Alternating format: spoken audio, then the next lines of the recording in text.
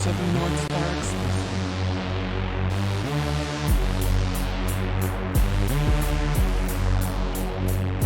Sa manggagawa naman ng mandibela ipahawak, hindi sa mga trapong lagi kang pinapahamak. Silang kapag nanalo at sa trono nakatapak, burgis na kapitalista lamang ang makikinabang. Manggagawa naman pagkat sila ang pundasyon, hindi mga elitistang administrasyon. Nakakasawa na silang mga umasta na poon. Gobyerno manggagawa, isulong natin ngayon. Manggagawa naman para sa pagbabago, samahan nyo kaming mga sawa sa panggagago. Huwag na natin tangkilikin ang kanin na nasa baso at ang pag-uudo ng The views and opinions expressed by the host and the guests do not necessarily state or reflect those of the company and its management. To the North Star Express.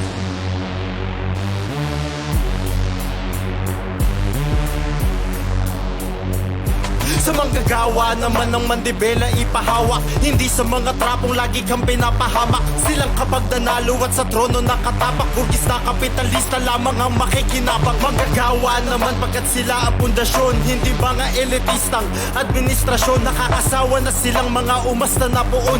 Gobyerno manggagawa, isulong natin ngayon. Manggagawa naman para sa pagbabago, samahan nyo kaming mga sawa sa panggagago. Huwag na natin tangkilikin ang kanin na nasa baso at ang pag-uudo ng berdugong nasa palasyo. Manggagawa naman, basagin na ang makinarya. Sila ang pahawakin ng panulat sa pisara. Sila ang pakinggan, hindi sila madaya. Pagkat uring manggagawa ay hukbong mapagpalaya.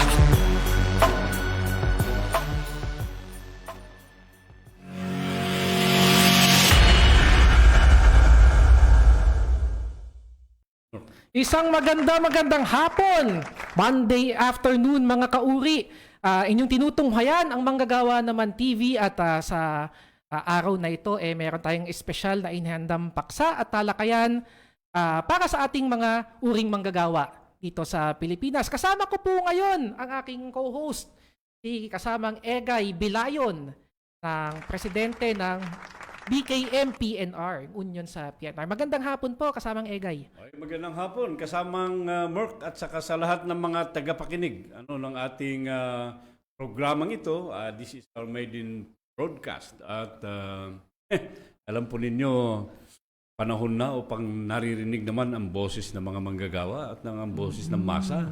Nang sa ganun ay maintindihan talaga ng mamamayan, lalong-lalo na dumarating ang ganitong sitwasyon, na dapat talagang iparinig ng mga manggagawa at ng masa ang kanilang mga boses sa mamamayan ng magkaintindihan. Di ba? Nang magkaintindihan, Oo. lalo na sa topic na ating inihanda ka, Egay, masasabi kong isang paksa na oo, damang-dama ng bawat masang Pilipino ito. Pero kapag nakikita natin sa mainstream media at even sa ilang mga advocates nito, masyadong mahirap maunawaan. Ito yung usapin ng kalikasan at klima. Diba? Natural na natural sa atin yan. Pag naalala natin yung mga bagyo-bagyo, yung mga sinasabing kalikasan. Opo. Alam niyo, syempre, ngayon ginugunitan natin na ngayong araw na to, November 8, ang isang gusto na nga natin sanang mabura sa kasaysayan ng Pilipinas. Pero hindi natin ito malilimutan dahil isa itong matinding trahedya ang Yolanda Typhoon. Ngayon ba yung anniversary? Ngayon ng po ang Yolanda? anniversary. 8 years ago. 8 years ago, Opo. nung kasang pinagasa ang lugar ng Visayas. Ang tanong, Kaegay, sabi nyo, kailangan magkaintindihan. Ang tanong, naunawaan ba ng mga nasa poder ang nangyari sa nung bagyong Yolanda? May natutunan ba mga nasa poder para ma-address ang usapin ng kalikasan at ng mga sakunang ito? Alam mo, Kamar, nung mamay ICL, sa International Center for Labor Solidarity, ang mga kasamahan natin sa ICLS, ito ay isang federation o sabihin natin confederation ng workers sa buong mundo, ay buong Asia Pacific region, ay nag-contribute upang matulungan ang mga kababayan natin doon sa Visayas. Nagbigay po sila ng I think about 1 million. Wow. Upang maibili natin ng kagamitan. Wow. At dinala namin ito sa Bantayan, sa Cebu. sa Cebu area sapagkat punong-puno na raw noon ng Leyte at Samar. Kaya doon naman kami dumiretso noon sa Bantayan Islands sa Cebu.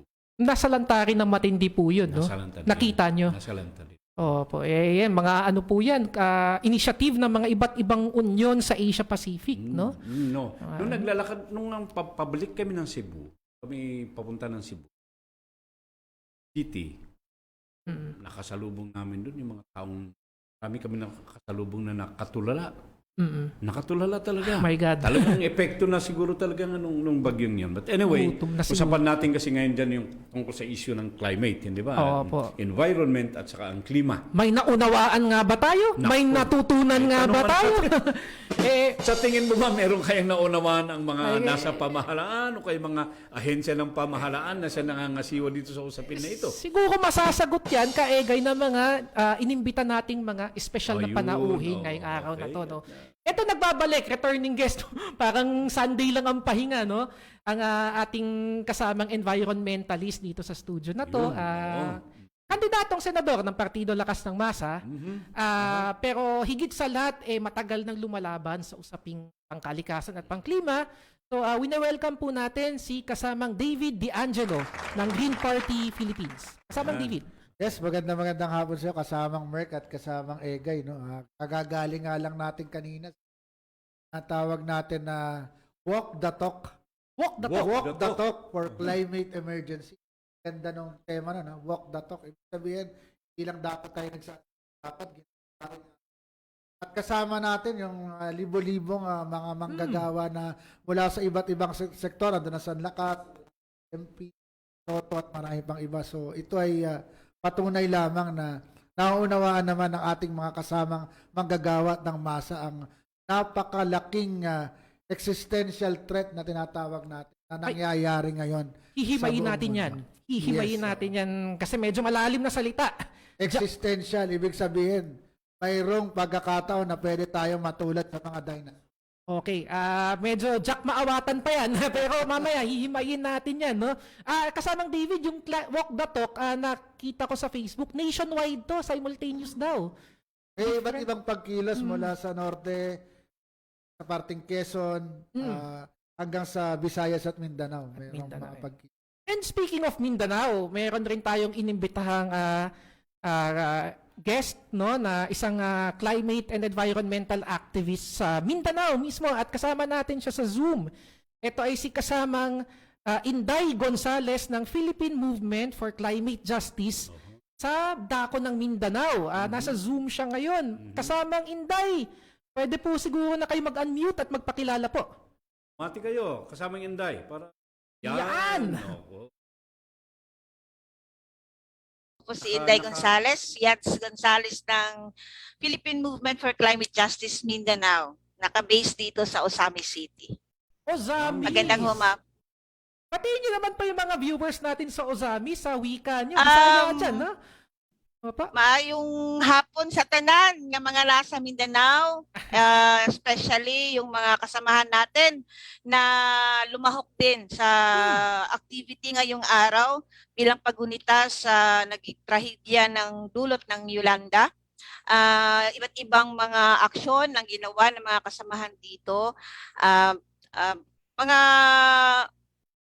kapartner din natin ng mga LGU, magandang hapon sa lahat at iba pang mga member ng PMCJ at iba pang mga member din ng PLM na nandito rin sa Mindanao.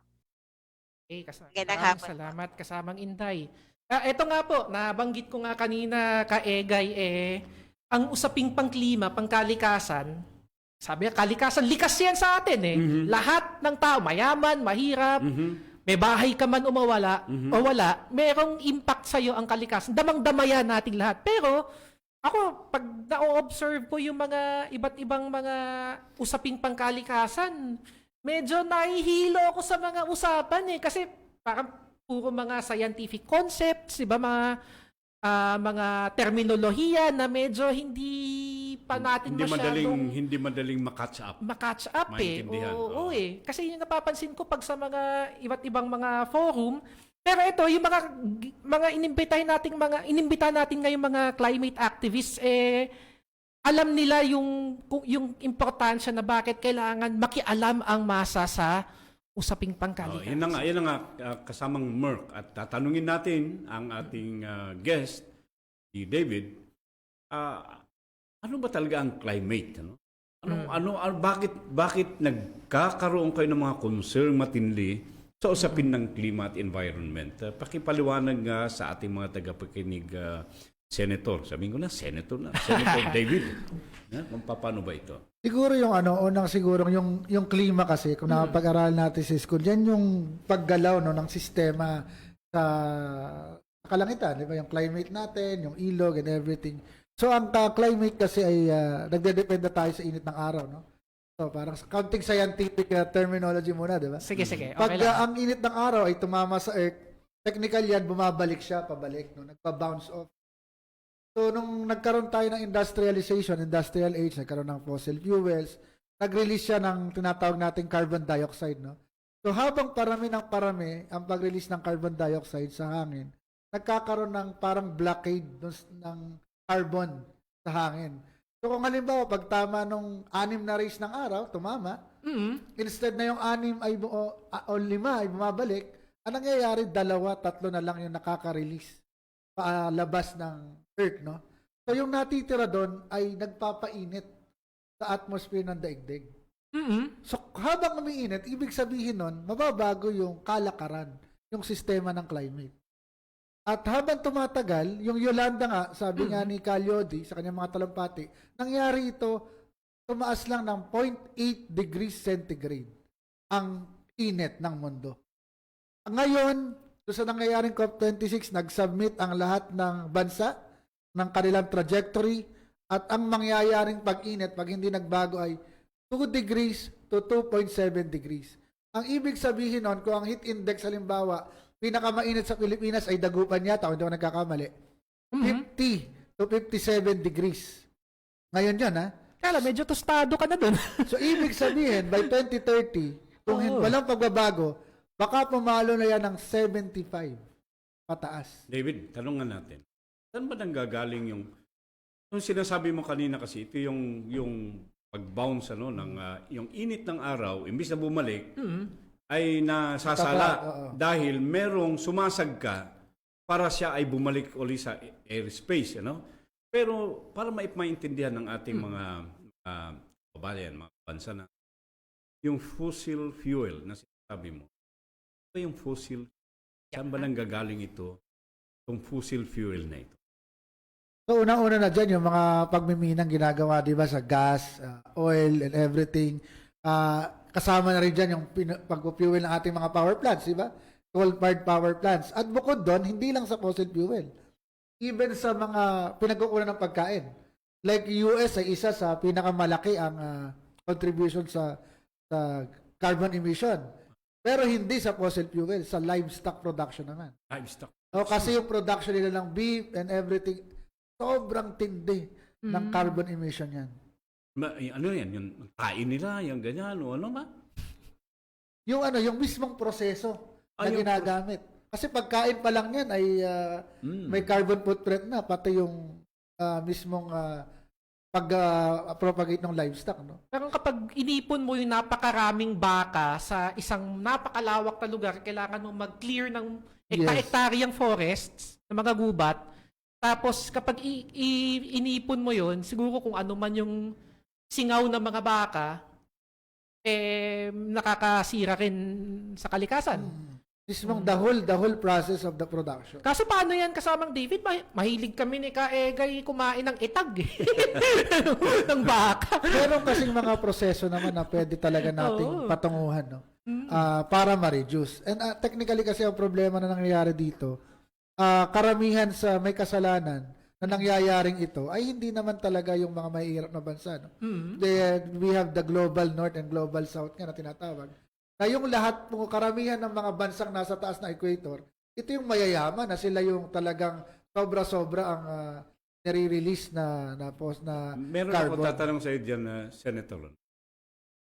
Ang sinasabi, nababasa ko at naririnig ko pag pinag-uusapan ng epekto ng kalikasan sa mamamayan, yung masamang epekto, yun daw mas nakaka-suffer dito, yung mga mas lalong naapektuhan ay yung mga mahihirap na bansa. Pakipaliwanag mo ngayon, Senator David, bakit dito sa usapin ng global warming, yung mga ganyan, ay bakit ang mahihirap na bansa ang siyang mas naapektuhan?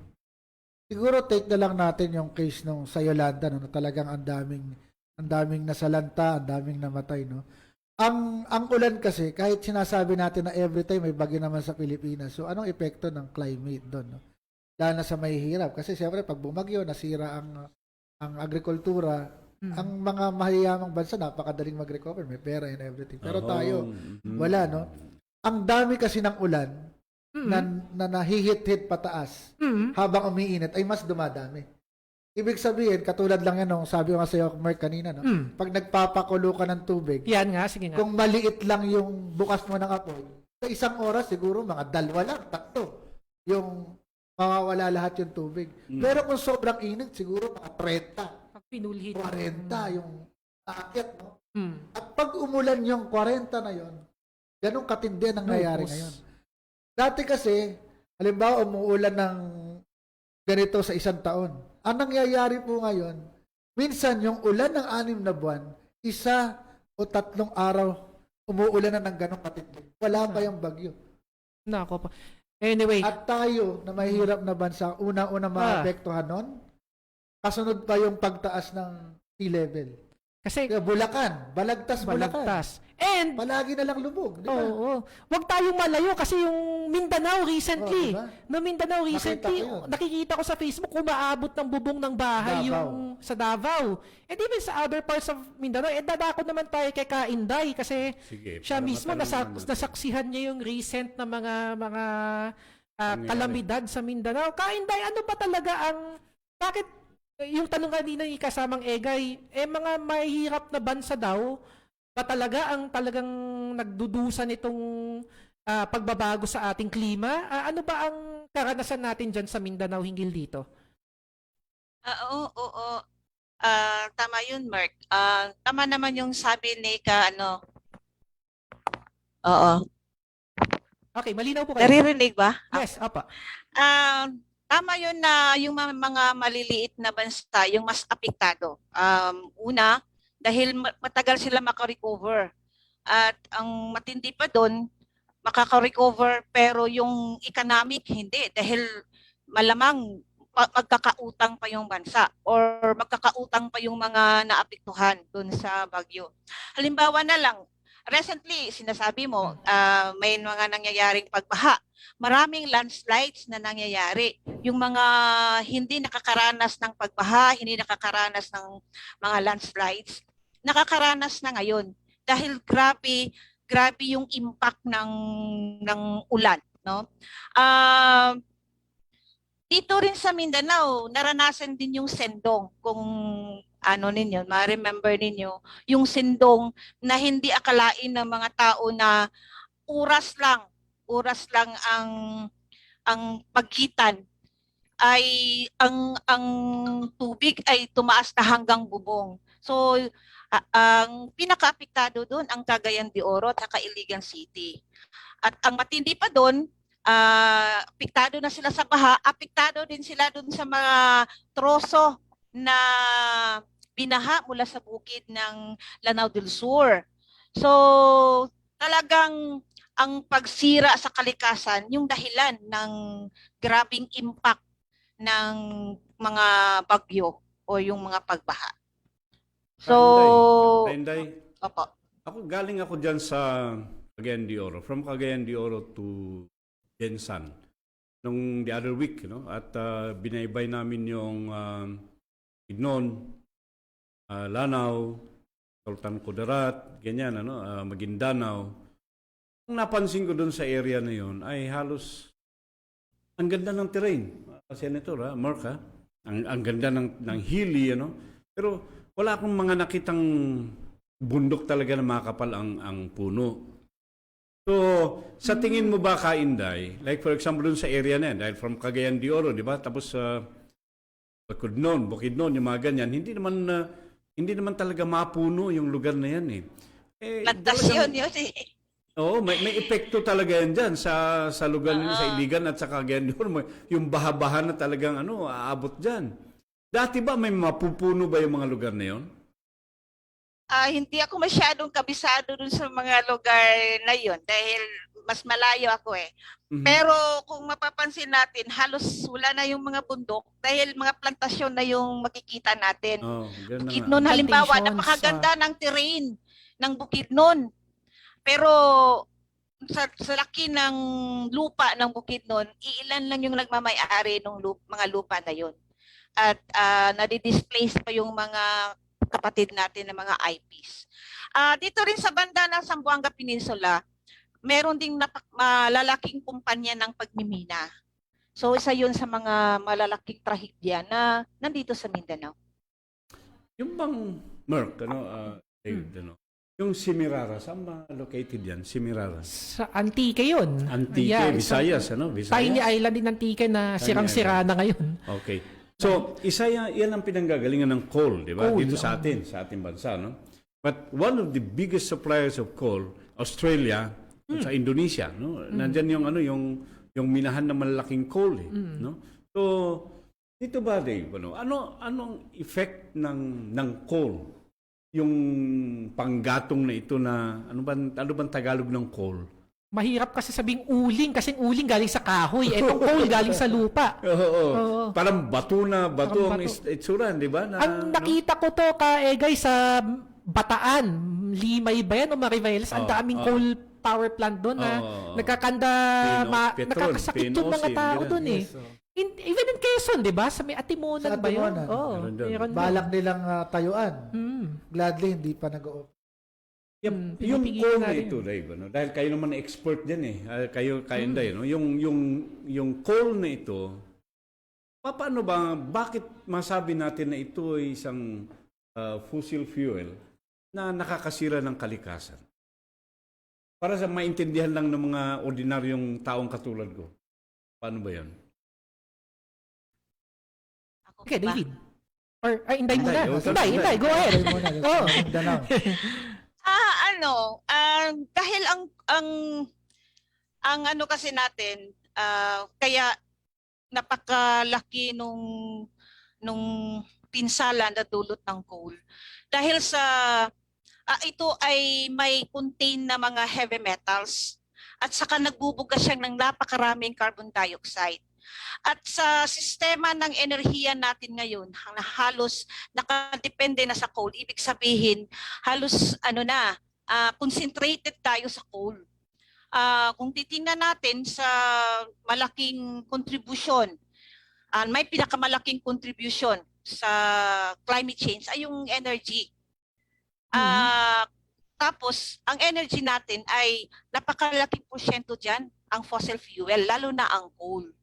So, may tatlong climate change drivers tayo eh. Yung coal, ang gas at saka ang oil. At ang pinakamalaki dyan, ang coal. Halimbawa, dito sa Mindanao, dito sa Pilipinas, napakaraming coal plant. Halimbawa, dito sa Mindanao, kung dati kami ay nakadepende sa renewable energy, then marami kaming tubig dito sa may bandang Lanao, Lanao Lake. Nakadepende kami 56% sa hydropower plants namin. Tapos nang may pasa yung IPIRA law dahil nag-privatize na, at pinapasok yung mga private investors ng enerhiya, pumasok ang napakaraming coal-fired power plants. Kung dati isang coal-fired power plant lang kami, ngayon meron na kaming 7 coal-fired power plant. At may plano pang DOE na papasukin ang isang expansion sa Villanueva, Misamis Oriental na isa pang unit ng coal-fired power plant. So ibig sabihin, habang dumadami yung mga coal-fired power plant, lalong nagiging vulnerable tayo. So, at hindi lang yan pinsala ang dulot ng mga coal-fired power plant, pati sa presyo. Kung ikaw ay isang simpleng mamamayan na may maliit na sweldo or apektado ka ng pandemya, hindi mo kakayanin bayaran yung presyo ng kuryente. Dito sa Mindanao, napakamahal ng presyo ng kuryente sa Mindanao at base sa pagsusuri namin sa PMCJ Mindanao, kung noon ay 56% kami dependent sa renewable energy, especially yung sa hydro, ngayon 70% na kaming nagkumukuha ng supply ng kuryente mula sa mga coal-fired power plant. At 69% niyan ay doon sa mga kinukontrata ng mga distribution utilities ay mula sa mga coal-fired power plant na mga kumpanya or mga planta. So, Ang malaking katanungan dito, Merck, ay Kainday at saka Dave. apa. Sa tingin ba natin hindi alam kaya ng mga pamahalaan sa buong mundo at saka sa ating bansa ang negatibong epekto nitong dirty fuel? Mga dirty fuel, ito mga tawag nila dito, no? At yung bang masamang epekto, pero bakit katulad ng sinasabi mo, Kainday, imbes na suportahan yung hydropower plant dyan sa Mindanao para mas lumakas at lumaki dahil clean energy ang ano niyan, ang naipoproduce niya, bakit Mura pa. mas binigyan pa ng mas binibigyan yung sinasabi mo yung coal power plant ano na ito, na mas dumami pa dyan sa area ninyo sa Mindanao? Ano yan parang, syempre negosyo. Negosyo. Dahil din sa IPIRA law, di ba dahil din sa IPIRA law, imbis na ang pinaka-objective niya ay sana makatulong sa mga consumers or mga electricity consumers, mapamura ang presyo ng kuryente, kung sufficient yung supply ng kuryente. Pero dahil sa IPIRA law na nag-privatize na, hindi na pwedeng mag-invest ang gobyerno para sa mga mag-generate ng kuryente. Yung pinapasok yung mga coal-fired power plant. Ewan ko kung alam nila, pero sure naman, alam nga natin na limitado lang yung budget natin para sa mga pag-research. Pero dahil yan sa negosyo, oo.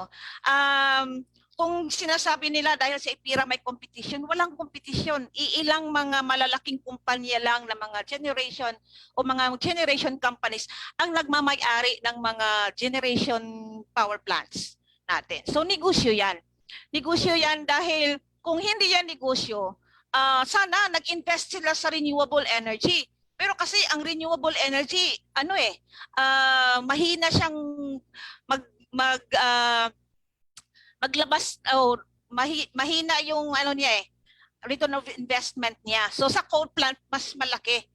So Talaga? yun yung nakikita namin na dahilan. So dapat pati yung IPIRA law dapat ma-repeal na yan kasi yan yung nagiging sanhi ng burden ng mga consumers. Ako, kasamang David, narinig mo yan. Kailangan ma-repeal ang EPIRA. Susundan ko lang yung Sige lang. yung sinabi Go. ni kasamang Inday, no. Simulan ko dun sa sinasamahan natin ngayong kampanya with kuryente.org, no. Bukod dun sa IPIRA law, sinusubukan ng DOE na gawing legal ang unsolicited advice, unsolicited proposal sa kuryente. Ibig sabihin, ang unsolicited proposal, pag may kumpanya at nakipag-usap sa DOE, may proposal, pwede na itong hindi dumaan sa public bidding o sa competitive process. So ito ngayon yung isa sa tinututulan natin, no? Kasama tayo dyan sa tumututol dyan na dapat hindi mangyari yon at dapat mayroong palaging competitive selection process na ginagawa. Ano yung competitive selection process na to? Bakit importanteng may ganong proseso? Pakipaliwanag nga. Pag sinabi mo kasing competitive selection process, dapat anumang uri ng kuryente ng source sa energy mix ay mayroong mga competitor doon. Hindi pa pwede yung one-on-one lang kayo kasi yun ang gusto ngayong pairalin ng DOE. At yun yung gusto natin na hindi matuloy. No? Pinupush siya ng secretary ng DOE. No? Department of Yes, Energy. the Department of Energy. Pero ito, Secretary Cusi. Yeah. ay, oo nga, Secretary dyan. medyo matunog ang pangalan niyan, Kaegay. At kung may IPIRA na, tapos mayroon pang unsolicited proposal, ay patay na tayo. Ang nakakapagtaka dito kasamang Egay, kasamang Merck, no? Sa kasamang Inday. Bakit nagtaas pa ang coal-fired power plant sa energy mix nila? Samantalang 2008 pa ay may renewable energy bill na. At sa RE bill, maliwanag na ang transition ay papunta sa renewable energy. So, asaan ang commitment ng pamahalaan sa batas na yon? Bakit dumami ang coal-fired power plant samantalang may incentive at lahat na patungo na tayo At may sa batas renewable na. energy? Yes. Matagal na 2008. Estudyante pa ako niyan. Kinagpanya natin to at isa ito sa major bill na sinuportahan ng yumaong si Senator Miriam Santiago. Ano ng taon ngayon, di ba? Pumunta naman tayo dyan sa... Pakipaliwanag natin. Okay, binabatikos natin, ayaw natin ng coal power plant. Ayaw natin to dirty energy. Ngayon, lumalabas ngayon sa usapin sa buong mundo at saka dito sa ating bansa, yung renewable energy na tinatawag. Ano ba yung mga renewable energy na yan, Senator Dave? Nang Kainday. maintindihan ko. Ako, ano ba, nakita ko lamang, kasi galing ako sa Cordillera, kung meron kami doon ang Buklaw Dam at sa Binga Dam, ano? Meron pa doon yung bagong ginawa niyang dam ng panahon ni Pangulong Ramos. Ngayon, yun yung hydro, no?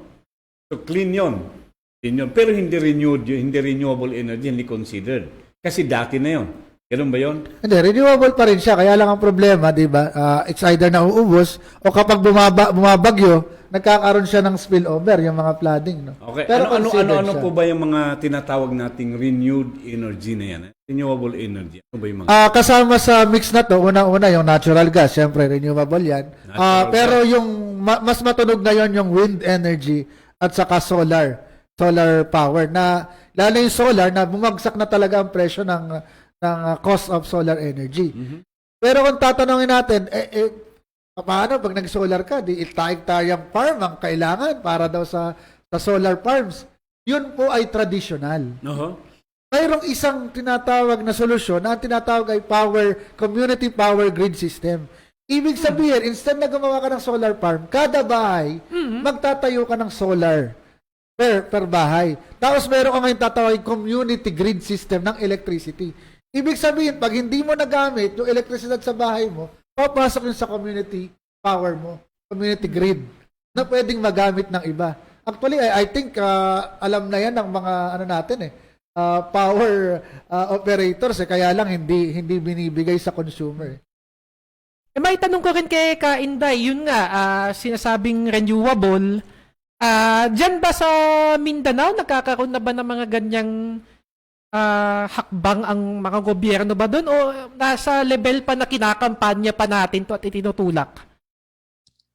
Sa Mindanao, balik ulit ako dun sa IPIRA kasi sa IPIRA dapat privatize na lahat ng asset ng NAPOCOR, National Power Corporation.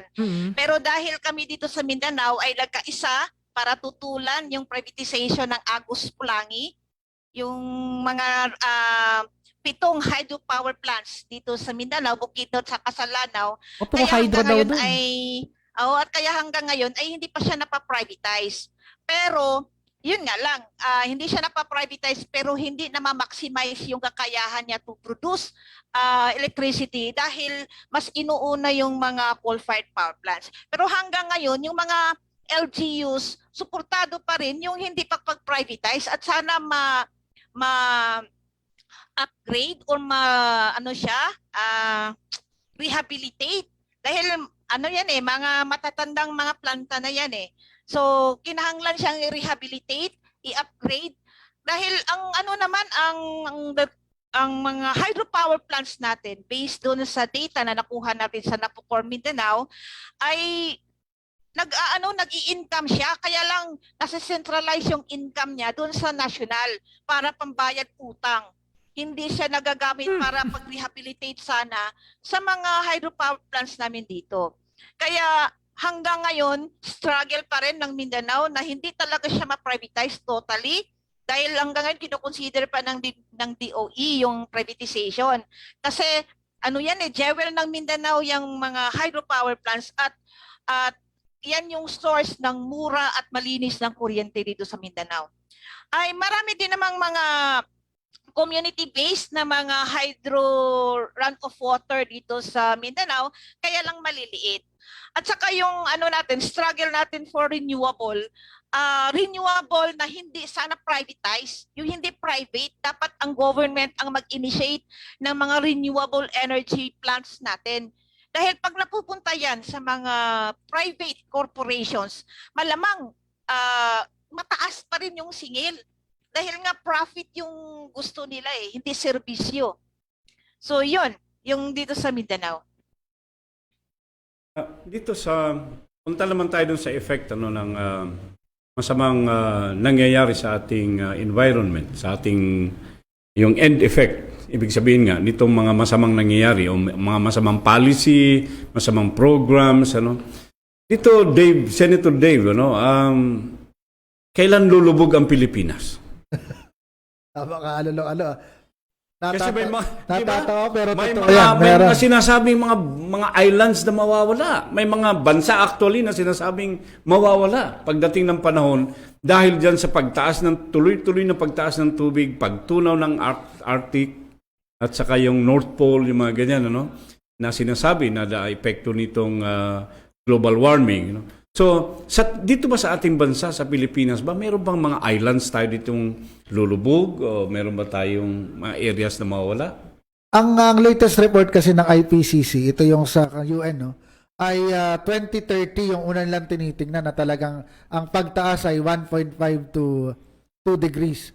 Tapos, 2038, dyan pwedeng magkaroon ng tipping point. Ibig sabihin, pag sinabing tipping point, dire-diretso na yun, So, yung pagkatunaw ng ice caps, andun na.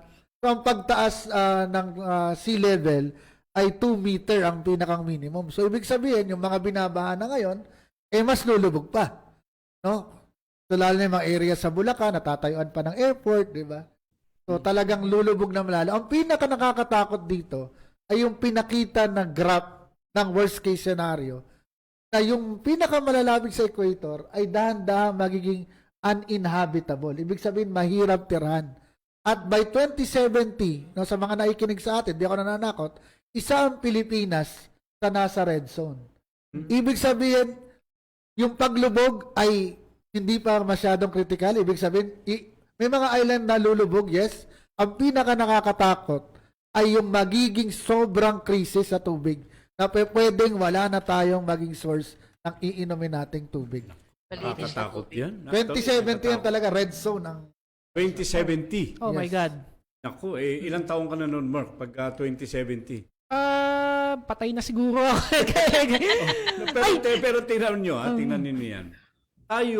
Maring tayo at present, ay medyo nakakaranas ng comes 50 years from now, baka mas matindi ang paghihirap ng tao kapag hindi talaga nagawa ng paraan itong situation. So, sa inyo, Kainday at saka si Senator Dave, kasi kayo ang mga nandyan sa linya na yan. Ano ba ang ginagawa ng buong daigdig dun sa usaping ito? Hanggang ngayon nag-uusap pa rin. Pero kailangan natin i-push So kailangan kumilos yung buong daigdig para i-push yung bawat gobyerno ng bawat bansa na bigyang pansin ang issue ng climate. Dahil nasa climate crisis na tayo, hindi na to simpleng problema lang ng parang natural na climate change, kundi nasa climate crisis na tayo na kung hindi tayo kikilos o hindi kikilos ang bawat bansa o hindi magkakaisa ang bawat bansa, na dapat mas pakunti-kunti na lang, hindi na siya business as usual yung emission natin ng greenhouse gas. So sinasabi kanina ni Sir Dave na doon sa COP, ang habol natin dapat 1.5 degrees Celsius lang ang temperature ng Earth. Dapat hindi na siya aabot ng 2 degrees Celsius. Pero yung mga mayayamang bansa, ayaw nilang pumayag na 1.5 dahil maapektuhan syempre yung mga negosyo nila. So tayo, gusto natin 1.5 lang yung push natin. Dahil hindi pa nga tayo umabot sa 1 or nasa 1 pa lang tayo, ito na yung mga pangyayari, yung mga trahedya na nangyayari. Mahirap na umabot pa tayo sa 1.5. Mas lalong mahirap kung 2 degrees. So, ang problema, yung sinseridad ng bawat gobyerno. Yung kanilang anong tawag doon sa parang contribution nila sa pag-lower na pababa ng greenhouse gas emission. Dapat sincero sila. So, sa ngayon, ang Pilipinas hindi. Dahil hanggang ngayon, patuloy pa rin yun or business as usual pa rin yung pag-implement nila ng mga project na yung nationally determined contribution. So, in DC.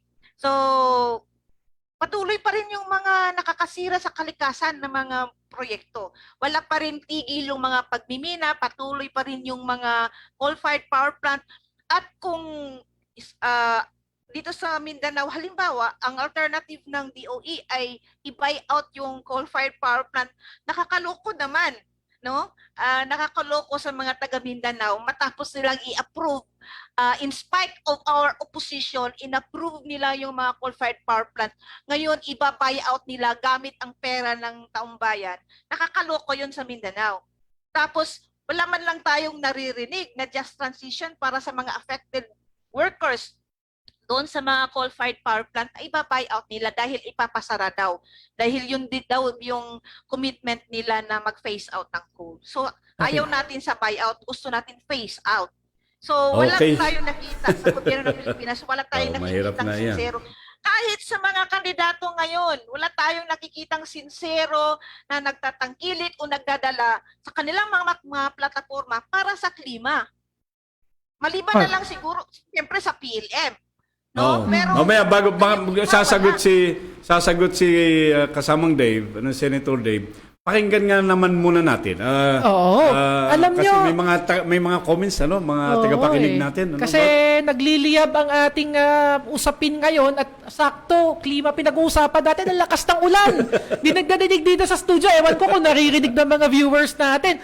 Buhos ang ulan. Anyway, may mga comments po dito sa ating comment section sa PLM. natin para marinig naman.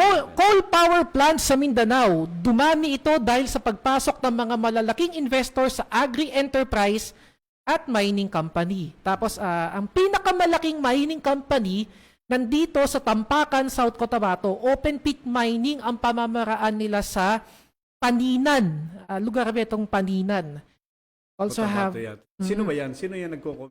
Basahin mo yung pangalan. Radikal magsasaka. Medyo hindi Pangalan. isa siyang magsasaka, I presume. No? Nandito sa Mindanao ang pinakamatindi na laging company noong panahon ni Marcos.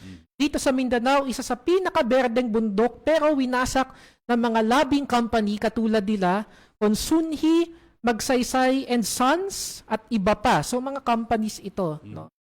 Tapos may clarification din dito mula sa ating kasama sa Sanlakas, si kasamang Larry. From Leyte po siya. Larry Pascua ba yan? Si Larry Pascua. Na ito talagang biktima ng Yolanda to, no?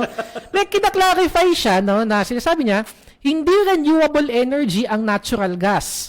Ito ay fossil gas at nagbubuga ng methane at mas mataas ang heat absorption capacity at mas painitin nito ang planeta.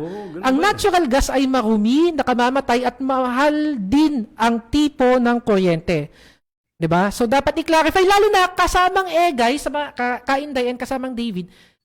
Very malaking issue to kasi yung Malampaya. I believe natural gas plant ang Malampaya na nasa balita rin ngayon na parang gustong kunin ng isang dambuhalang negosyante si Dennis, Si Dennis, nako. Nasa balita na yun. Ano pong masasabi siguro dito naman na medyo mapanganib to na kino-continue ito. Panahon pa niya ako itong Malampaya na to at sobrang... Teka, ito bang, di ba yung nasa Quezon, Iwi, natural gas ang tawag dyan? Geothermal yata. Pero ito sa may Palawan banda to yung Malampaya, yung dagat doon. Nagmimina tayo doon ng natural gas. Panahon pa ni ako at bakit itong every time may kontrobersya dito sa Malampaya para hindi kailanman natatapos ang mga akusasyon ng corruption dito, ng mga pagdarakbo. Kaya hindi namin pinupush natural. Either use solar, wind, or GEO kasi GEO is kasi ano pa rin yan, ang ginagamit kasi natural gas, parang transition as, transition muna. Ito muna, di ba? Oo. Pero it's... Ang fake news hindi dapat ganun eh. fake kasi ganun news din nila. Di ba? fake news ng mga kumpanya ata. Yun, lalo na billion. Ewan ko, 200, 300 billion ang pinag-uusapang nalulustay dyan sa malampayan na yan. Hindi lang yan, malampayan. Oo. West Philippine Sea, di ba? So the Chinese are there kasi yung pinag-uusapan dyan, malaki yung deposit ng natural. Makakasira sa karagatan natin yan, Kaegay. Kainday, ano bang, meron ba dyan? Usapin din bang natural gas dyan sa Mindanao? Ano din, may pinoproseso yata bandang Zamboanga City. So isa yan sa tinututukan natin na pag-aralan. Pero sa ngayon ay bago lang kasi tayong pumasok sa natural gas. Pero tama yung sinasabi ni Larry, hindi natin kinoconsider yung natural gas as renewable. Dagdag lang siguro doon sa renewable, hindi din lahat ng renewable ay sinusuportahan natin.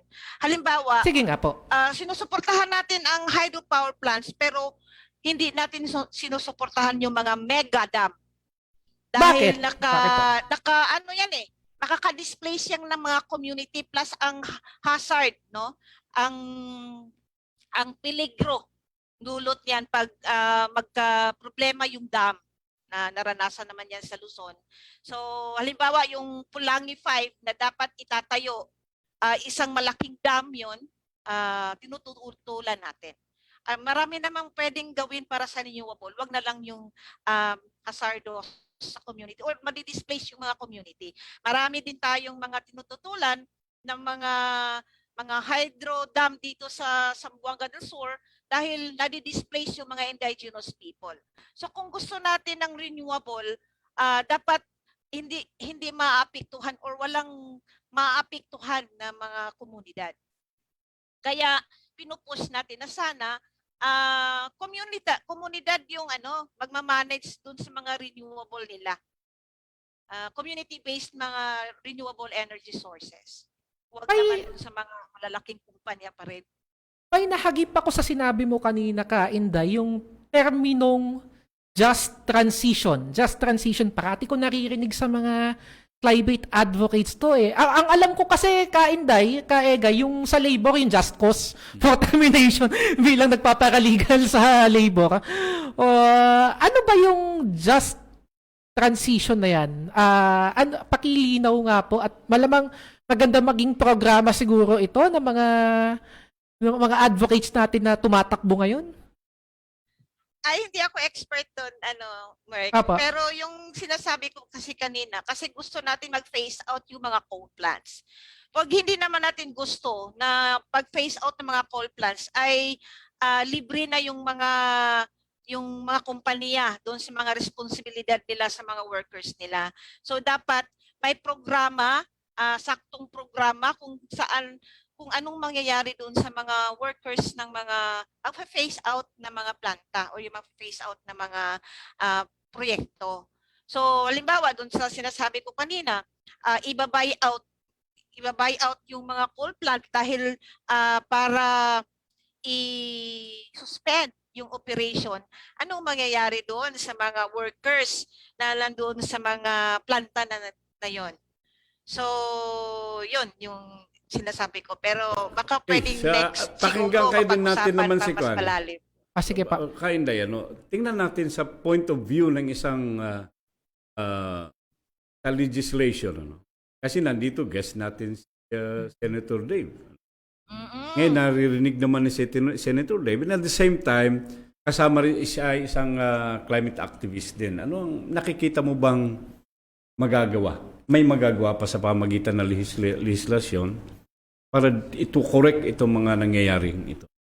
Malaki, no? Ito nga pa, ulit-ulit ko nang sinabi, no? Even nung una ako nag-file ng candidate sa COMELEC, day one, na number one natin talagang ipupush at ipafile ay ang isang climate emergency bill. Ang climate emergency bill na ito ay ang proseso ng determination, magkakaroon ng nationwide assessment, ano-ano bang mga lugar ang unang-unang tatamaan ng ating climate crisis, no? Bakit importante magkaroon ng assessment? Kasi kung magkakaroon ka ng pondo, kailangan alam mo ano yung lugar na unang tatamaan. Doon natin i-allocate ang pondo. Pangalawa, saan mo ilalagay yung pondo? Anong klaseng solusyon ang gagamitin mo? Anong klase ng bahay ang ilalagay mo? Kasi hindi naman pwedeng basta bahay lang. Dapat mayroong green architecture na involved dyan.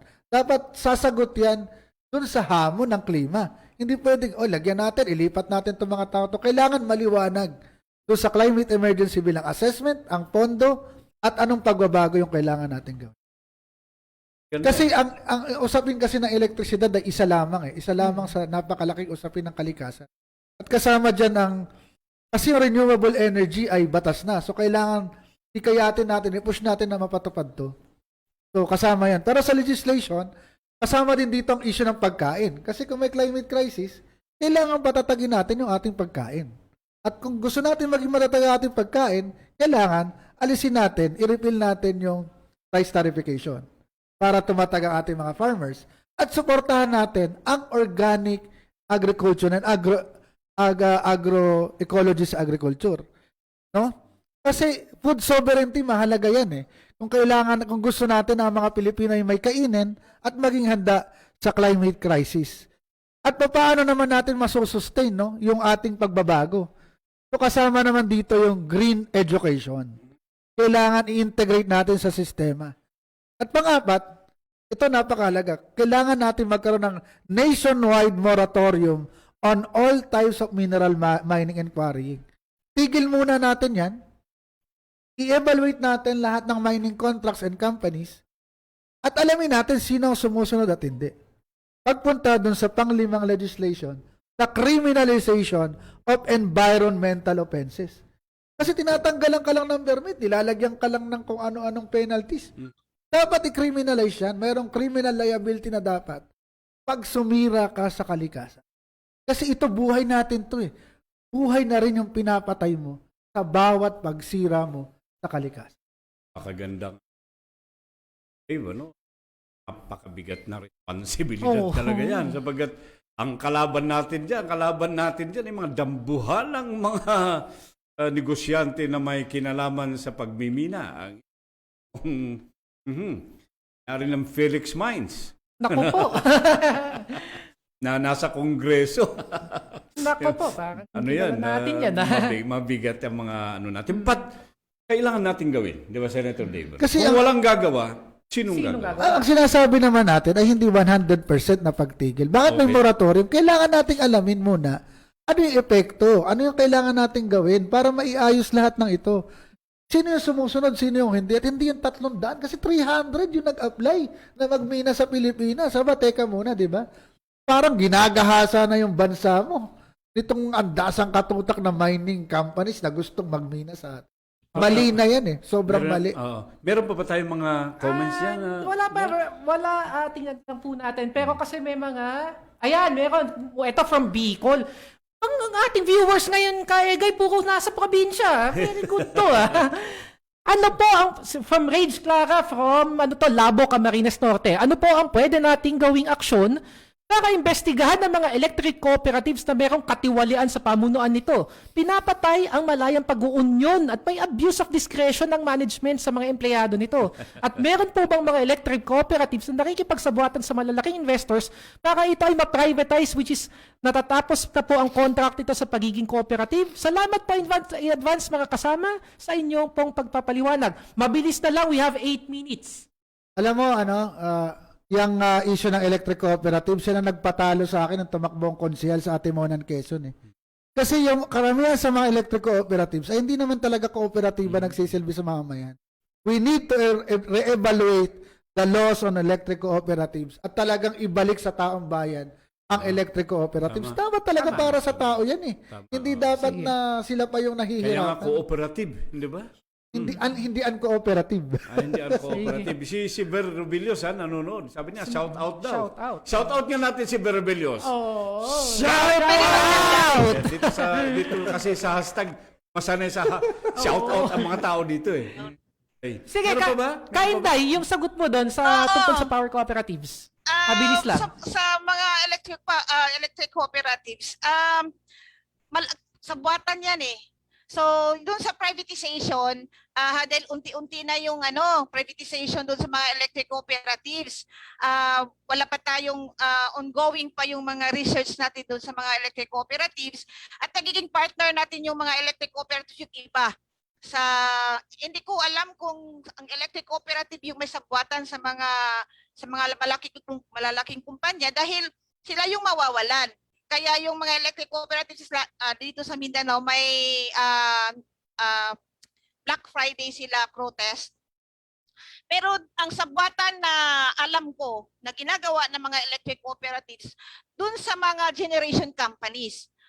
Doon sinasabi kanina ni Sir Dave na yung competitive selection process, hindi na nila ginagawa yan. Kaya kami dito sa Mindanao, may malaking kampanya kami para sa Palag na Mindanao, batok sa mahal ug hugaw nga kuryente. Sinusulong namin na imbestigahan ng DOE o ng ERC yung mga anomalya na pinasok ng mga kontrata ng mga electric cooperatives na dahilan ng pagmahal ng kuryente. Dahil hindi na sila dumaan sa competitive selection process. Parang usapan na lang, parang nag-uusap lang sila tapos bigla na lang may kontrata. At ang masakit pa doon, napaka-tagal ng kanilang kontrata, 25 years. Tapos yung mga electric cooperatives, marami dito sa Mindanao, na mga electric cooperatives, nag-oversupply na sila ng kanilang kuryente. Na ibig sabihin nun, kahit kuryente na hindi ginagamit ng mga consumers, ay binabayaran namin. So yun yung isa sa mga ginagawa natin na magkakaso tayo doon sa mga electric cooperatives at saka sa DOE ERC mismo. Meron din tayong petisyon na pinadala sa ERC at saka sa DOE para i-implement na yung Supreme Court decision. May Supreme Court decision na i-suspend yung mga kontrata na pinasok ng mga electric cooperatives or mga private distribution utilities with GenPos.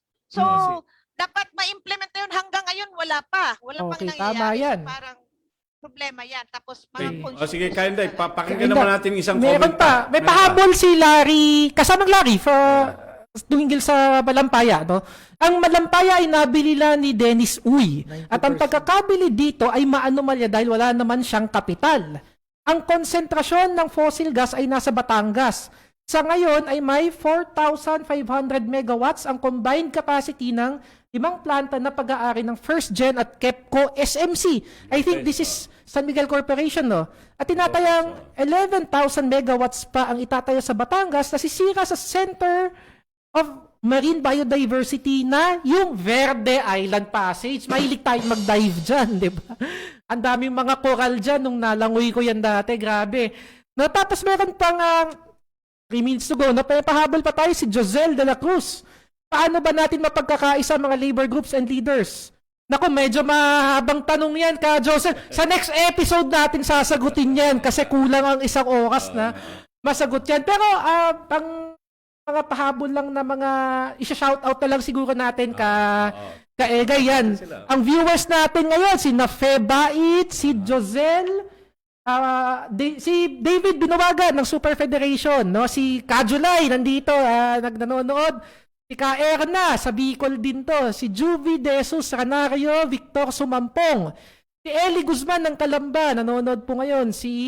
Eto pare ko to, si Yop Cordejo sa Batangas to. Napag-uusapan ng Batangas. Si Tatay Lek, Alex Cabugos, Mindanao din. Nanonood din si Victor Sumampong. Yan. Tapos si Joanna and Joey Española from Palawig, Zambales.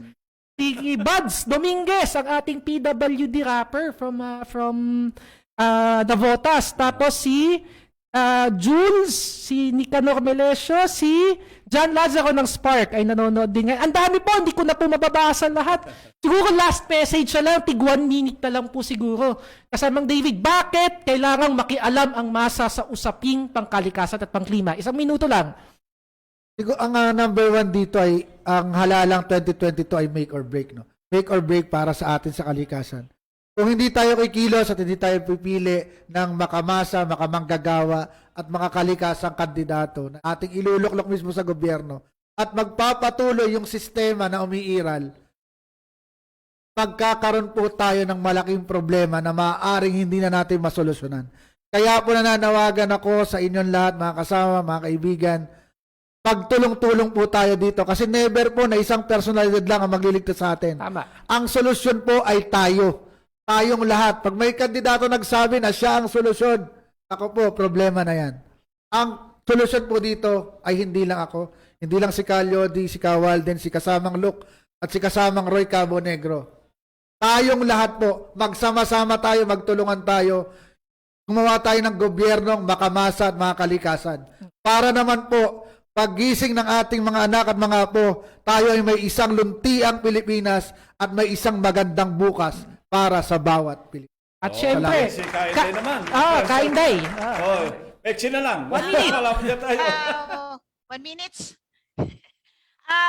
Bakit kailangan kumilos ang masa? O dapat kumilos ang lahat dahil tayo yung henerasyon na nakakaranas ng impact ng pagkasira ng kalikasan. At tayo rin yung henerasyon na dapat gumawa para maiwasan na mai-transfer itong kalikasang sira sa susunod pa na mga henerasyon. Maraming salamat po. Maraming salamat. Okay, maraming salamat. Maraming salamat sa inyong lahat. Senator Dave at si Kainday.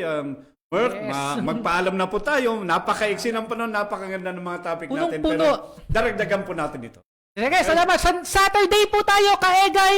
Saturday na Time tayo. slot naman natin ay 1:00 hanggang alas 2. Hanggang 2:30. 2:30. Yes, Oh, sa- magkita-kita po tayo sa Next Facebook Saturday. Live. Next Saturday.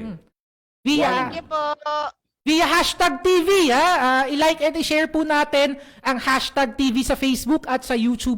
And of course, simulcast din ang manggagawa naman sa Facebook Live ng PLM, Partido Lakas ng Masa. Muli po, mga kauri, mga kabanggagawa, magandang gabi po. Magandang Kain na gabi po sa tayo inyo ngayon ng lahat. dinner natin. Sige.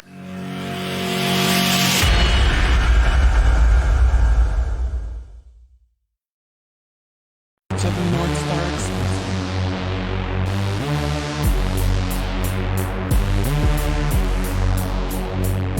Sa manggagawa naman ng mandibela ipahawak, hindi sa mga trapong lagi kang pinapahamak. Silang kapag nanalo at sa trono nakatapak, burgis na kapitalista lamang ang makikinabang. Manggagawa naman pagkat sila ang pundasyon, hindi mga elitistang administrasyon. Nakakasawa na silang mga umasta na poon. Gobyerno manggagawa, isulong natin ngayon. Manggagawa naman para sa pagbabago, samahan nyo kaming mga sawa sa panggagago. Huwag na natin takilikin ang kanin na nasa baso at ang pag-uudo ng berdugong nasa palasyo. Magagawa naman basagin na ang makinarya, sila ang pahawakin ng panulat sa pisara. Sila ang pakinggan, hindi sila madaya, pagkat uring manggagawa ay hukbong mapagpalaya.